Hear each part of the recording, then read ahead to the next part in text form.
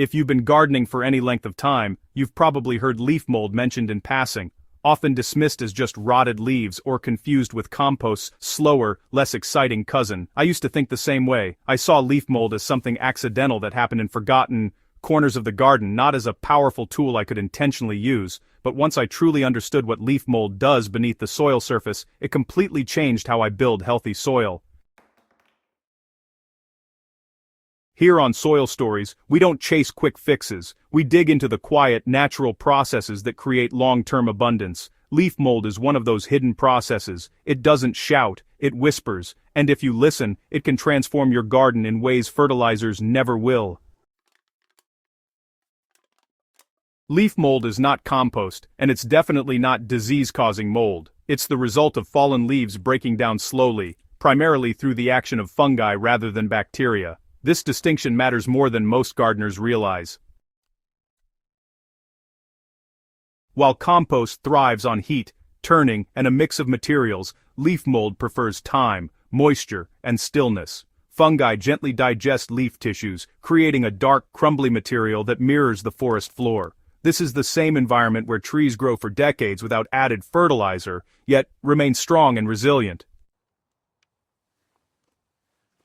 You know, the misunderstanding really comes from our obsession with speed. Leaf mold takes patience, and because it doesn't heat up or smell active, a lot of folks just assume it's doing nothing at all. But in reality, it's quietly rebuilding soil structure from the inside out. Why is forest soil so fertile without any help from us humans? Think about the healthiest soil you've ever seen. Chances are, it wasn't in some plowed field, it was under trees. Forest soil stays loose, moist, and alive all year round, even during the toughest droughts. And, honestly, leaf mold is the reason for that. As leaves decompose slowly, they create stable organic matter known as humus. This humus, well, it doesn't disappear quickly. It binds soil particles into aggregates that actually improve airflow, drainage, and root penetration. Instead of your soil compacting after rain or drying into hard crusts, it stays sponge-like and forgiving.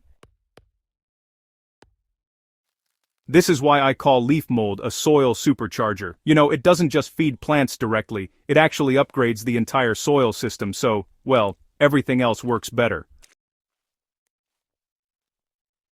The fungal advantage most gardens are missing is, honestly, a real game changer. Modern gardening often favors bacteria-dominated soils, especially where compost teas and frequent feeding are common. But here's the thing, many plants, especially trees, shrubs, and long-season crops, they really thrive in fungal-rich environments.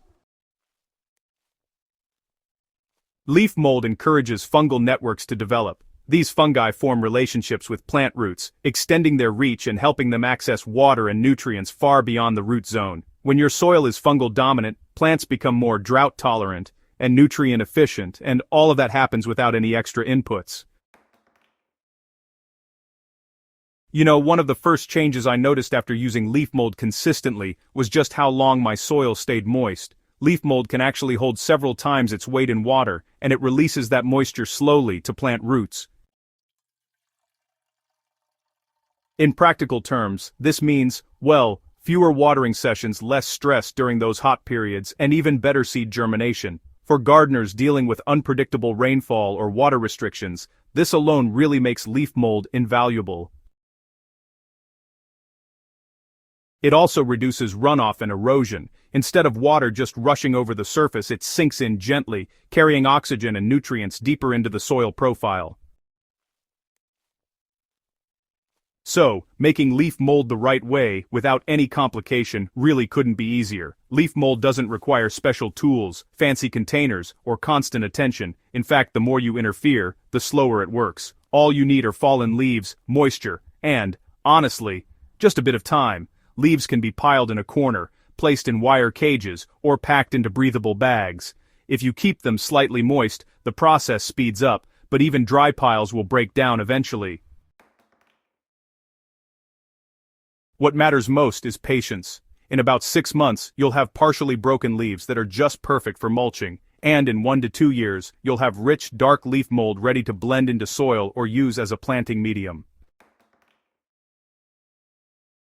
This slow timeline isn't a drawback, it's a reminder that soil health is built, not rushed.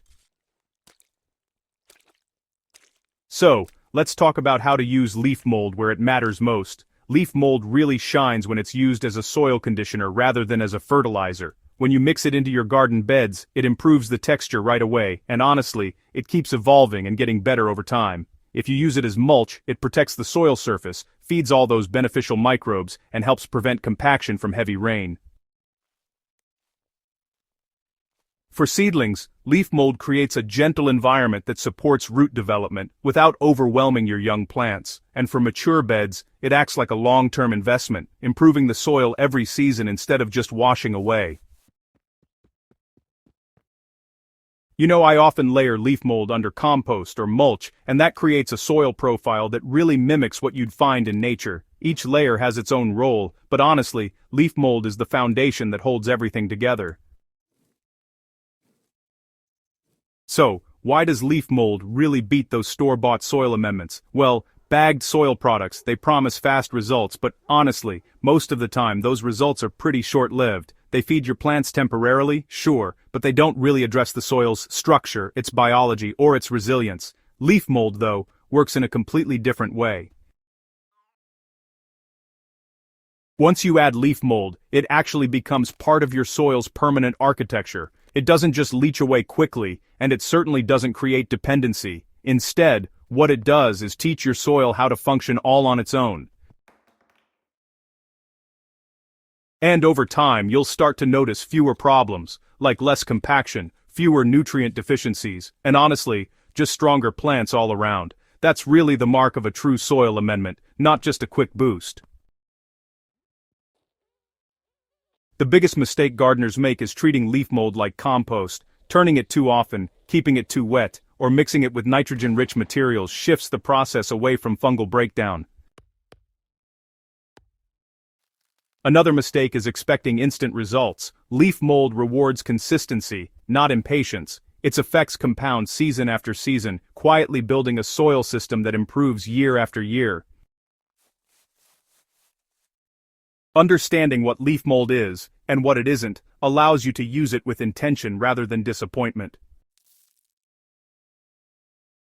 When you start using leaf mold, you stop seeing fallen leaves as waste. You begin to notice cycles. Trees feed soil, soil feeds plants, and plants feed people. Nothing is rushed, and nothing is wasted.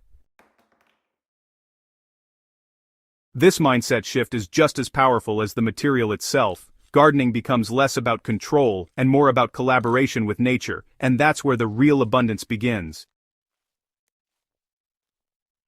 The quiet superpower beneath your feet, leaf mold, may not look impressive, but its impact runs deep. It rebuilds soil structure, restores microbial balance, improves water retention, and creates resilience that no fertilizer can replicate.